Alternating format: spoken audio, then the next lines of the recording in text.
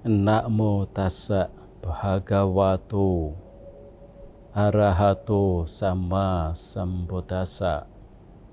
Namo tassa bhagavato arahato sama sambuddhassa.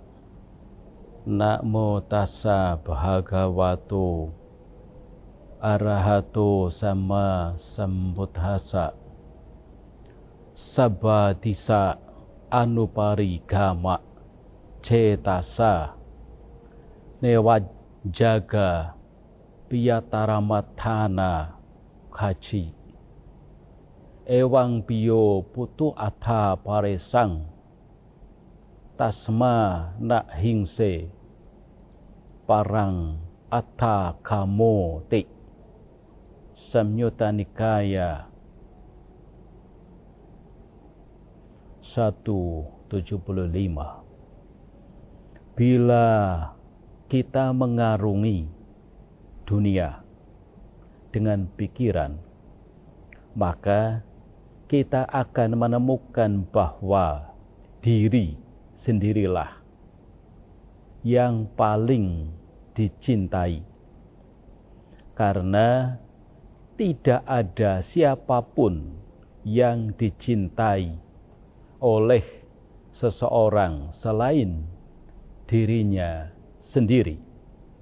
Maka perhatikan dan hormatilah orang lain seperti kamu mencintai dirimu sendiri.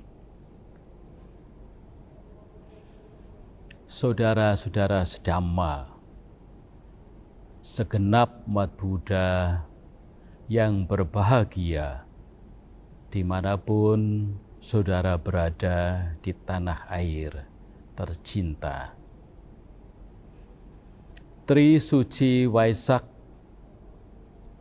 mengingatkan 3 peristiwa suci dalam sejarah kehidupan Guru Agung Buddha Gautama, terjadi tepat pada hari Purnama Raya di bulan Waisak dengan tahun yang berbeda. Ketiga peristiwa itu adalah kelahiran, pencapaian pencerahan sempurna, dan kemangkatan akhir. Pangeran Siddhartha, calon Buddha, lahir di Taman Lumbini, Kapilawatu, India Utara, Nepal pada tahun 623 sebelum Masehi. Setelah meninggalkan kehidupan berumah tangga dan menjadi petapa, beliau berealisasi pencerahan sehingga menjadi Buddha di Bodh Gaya pada usia 35 tahun. Sang Buddha mencapai Mahaparinibbana, kemangkatan akhir pada usia 80 tahun. Perayaan Trisuci Waisak 2568 tahun Buddhis diperingati pada tanggal 23 Mei 2024. Sangga Theravada Indonesia mengangkat tema memperkokoh persatuan dalam keberagaman, dengan harapan besar menghimbau umat Buddha agar memaknai momen Waisak dengan refleksi pada Dhamma untuk menumbuh kembangkan kesadaran kolektif dan kewajiban moral etika agar dapat memperkokoh persatuan dalam kehidupan bermasyarakat. Dengan demikian, momentum Trisuci Waisak tidak hanya menjadi seremonial perayaan keagamaan semata. Kesadaran kolektif akan keberagaman Indonesia merupakan negara dengan masyarakat yang majemuk dan kaya akan keragaman budaya. Hal itu dapat terlihat dari keanekaragaman ras, suku, adat istiadat, dan agama yang ada. Keberagaman ini selain mengandung banyak nilai positif, juga memiliki dampak negatif yang wajib untuk diantisipasi. Konflik sosial atau perpecahan sosial sebagai satu contoh dapat terjadi sewaktu-waktu.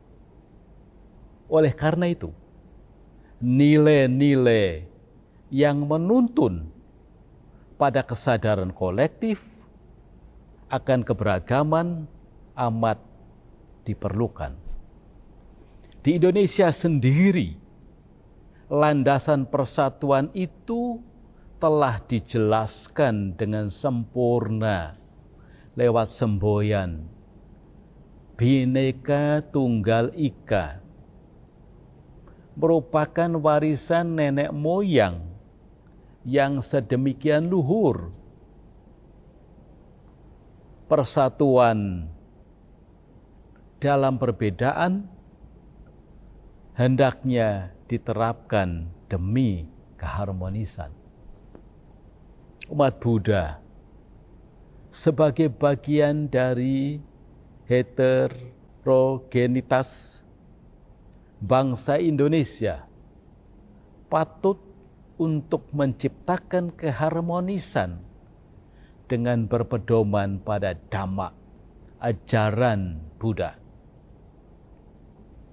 Keberagaman merupakan suatu kewajaran dalam kehidupan bermasyarakat, karena masing-masing orang memiliki tanggung jawab, perilaku atau karma yang berbeda satu sama lain. Masing-masing orang mewarisi hasil perilakunya sendiri, sehingga sudah pasti akan terjadi perbedaan dan keberagaman banyak hal dalam kehidupan ini. Meskipun berbagai perbedaan, tetapi masing-masing orang mendambakan kehidupan yang nyaman dan tentram.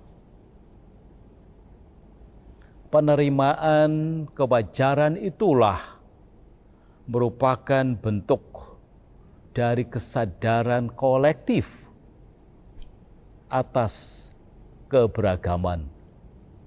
Sebaliknya, ketidakharmonisan dalam masyarakat disebabkan oleh faktor, bahkan banyak faktor.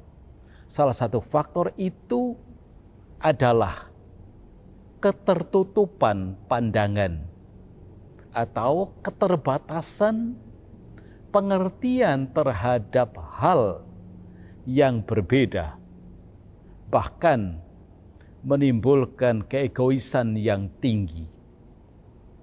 Keegoisan itu menutup munculnya kesadaran kolektif akan keberagaman. teladan cara hidup yang penuh toleransi dalam memandang perbedaan itu sebagai kewajaran telah ditunjukkan oleh Sang Buddha sendiri yang terekam dalam satu khotbah beliau yang amat populer bernama Upali Sutta. Ketika Sang Buddha akhirnya menerima permohonan berulang dari pemuda Upali untuk menjadi siswanya, beliau menginstruksikan, meminta Upali untuk tetap menghormati serta menyokong guru pertamanya. Khotbah ini juga merepresentasikan bagaimana pentingnya sikap toleransi dan saling menghormati dalam perbedaan. Saudara-saudara, kewajiban moral membangun persatuan adalah kewajiban kita bersama.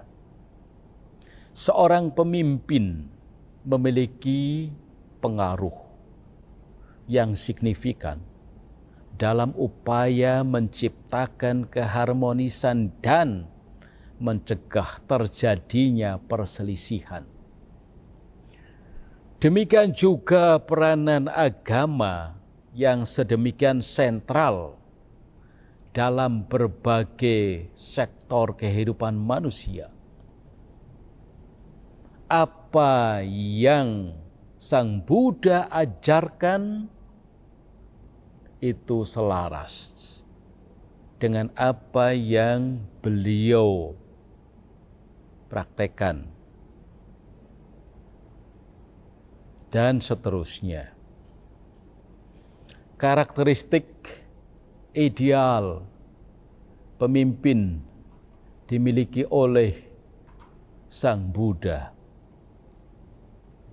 Beliau sempurna dalam contoh perilaku baik, behavior. Di samping beliau cakap dalam gagasan, mind, dan keterampilan skill beliau dalam segala kebajikannya. Sebagai pemimpin dan widya iswara, Sang Buddha mengajarkan prinsip Dhamma dengan tujuan mewujudkan kehidupan yang tertib serta kedamaian bagi dunia. Pada suatu kesempatan, beliau memberikan khotbah penting berkenaan tentang dua pokok dhamma pelindung dunia. Keduanya ialah hiri dan otapa, yang artinya malu berbuat segala bentuk kejahatan dan takut akan akibat buruk dari kejahatan. Itu ada di dalam Anguttara Nikaya 2, bagian ke-7.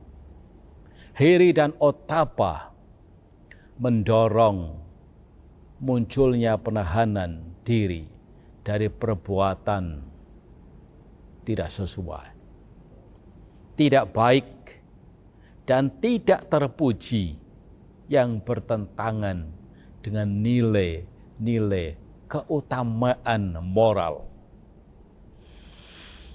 Perbuatan yang berlandaskan pada nilai-nilai cinta kasih dan kejujuran atau kebenaran adalah kewajiban moral bagi kita untuk dapat membangun persatuan, kendati pun dalam keberagaman. Para biku, figur sangga yang menjadi pemuka agama Buddha, berkewajiban untuk memberikan pemahaman sebagaimana yang dimandatkan oleh Guru Agung Buddha dalam Sigalo Wada Sutta. Kewajiban biku antara lain mendorong umat berumah tangga untuk senantiasa melakukan perbuatan baik, kalyane niwe senti, dan mencegah mereka dari segala tindak kejahatan, papa niwa renti. Perbuatan baik yang dijalankan dengan kesungguhan hati akan menciptakan persatuan masyarakat. Marilah kita membangun bangsa dengan memperkokoh persatuan, dilandasi kesadaran kolektif akan keberagaman dan kewajiban moral, etika, agar perpecahan ataupun pertikaian dapat dihindari dalam kehidupan masyarakat, bangsa, dan negara. Bagi umat Buddha sekalian, marilah kita semakin meneguhkan keyakinan terhadap Tiratana, mustika Buddha, Dhamma, dan Sangha. Trisuci Waisak hendaknya menjadi momentum bagi umat Buddha untuk mengembangkan kesadaran kolektif dan penerapan kewajiban moral demi tercapainya persatuan yang kokoh dan juga menciptakan kehidupan masyarakat yang tentram. Semoga Tuhan Yang Maha Esa, Tiratana, selalu melindungi. Selamat Trisuci Waisak 2568 tahun Buddhis 2024. Semoga semua makhluk hidup berbahagia.